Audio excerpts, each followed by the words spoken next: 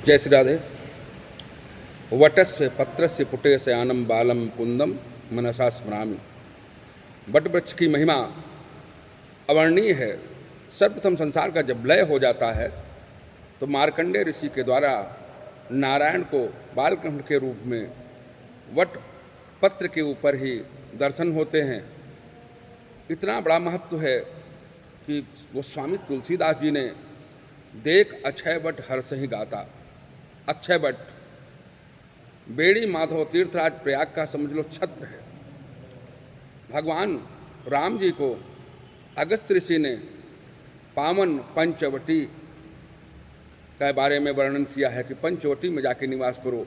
What वृक्ष के साथ मिलाकर के 5 वृक्ष वहाँ बड़े विशाल हैं, उसके नीचे निवास करना। वट वृक्ष की जड़ें बहुत नीचे तक आती हैं, ऊपर से बड़ा विशालता लिए होता है।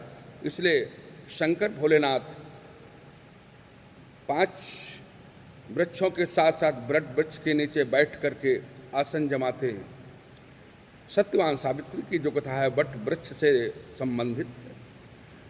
मध्य देश के राजा अश्वपति की बेटी सावित्री जब हुई तो ब्राह्मणों के आशीर्वाद से हुई, क्योंकि पहले कोई संतान नहीं थी।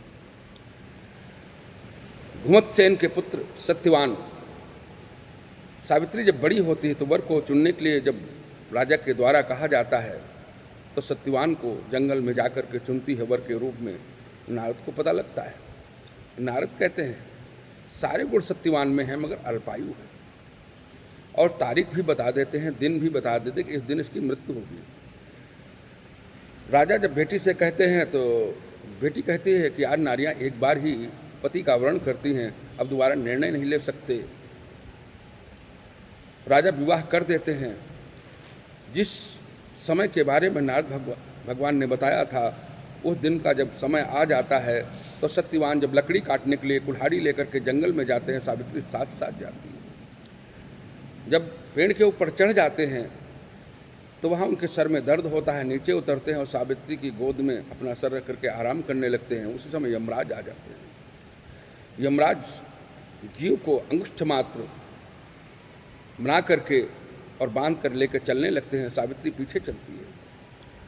यमराज कहते हैं जहाँ तक स्त्री धर्म होता है, स्त्रियों का जो धर्म होता है उसको तुमने पूरा किया, अब वापस चले जाओ। सावित्री नहीं मानती हैं तो कहते वरदान मांग लो। उन्होंने कहा मेरे सासुर अंधे हैं, उनकी आंखों की जोत दे दें। यमराज योमस्त कह देते हैं। उसके बाद फिर चलती हैं पीछे, फिर दूसरा वरदान मांग ले के लिए कहते हैं तो दूसरे वरदान में राजपाट खोया हुआ वापस मांग लेती हैं, वो भी यमराज योमस्त कह देते हैं। तीसरे में ये भी कहती हैं, जब फिर चलती हैं तो यमराज कहते हैं फिर वरदान मांग लो। उन्होंने कहा मेरे भाई नहीं हैं, भाई हो जाएं। चौथे वरदान जब फिर चलती है और फिर मांगने के लिए यमराज जब कहते हैं तो यमराज से कहते हैं मेरे संतान 100 पुत्रों की मांगनो, मेरे सत्यवान के द्वारा 100 पुत्र प्राप्त हो मुझको। यमराज कहते हैं योमस्त।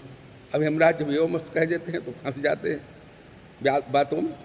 अब उनको अपनी बातों की लाज रखना पड़ता है, अपने वरों की लाज रखना पड़ता है। योमस्त का जो कहा था कि कैसे पुत्र होंगे, सत्यवान के बिना हो नहीं सकते। सत्यवान के अंगुष्ठ मात्र के शरीर को उन्होंने छोड़ दिया जीव को, और जब जीव को छोड़ दिया तो सावित्री जब वापस आई उसी वट वृक्ष के नीचे, जिस नीचे बैठ के भगवान का नाम जप कर रही थी, पूजा कर रही थी, सत्यवान को गोद में लेकर के, तो जब शरीर में प्रवेश करता है जीव तो शरीर में पुनः चेतनता आ जाती है।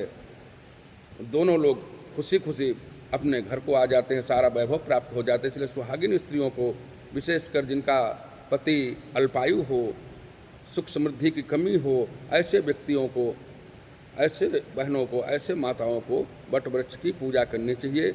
सत्यवान सावित्री वट वृक्ष की पूजा, ये कथा और पूजा दोनों महान फलदायी हैं। सब कुछ धन धान्य संतान इत्यादि की प्राप्त कराती हैं और इस व्रत के द्वारा समस्त सुख का भोग करते हैं। वट वृक्ष को आपने देखा होगा, वट वृक्ष ऊपर विशालता लिए हुए होता है और उसकी जड़ें ऊपर से नीचे तक आती हैं। ये संतान वृद्धि का सूचक है। उसके वंश में अकाल मृत्यु को कोई प्राप्त नहीं होता है।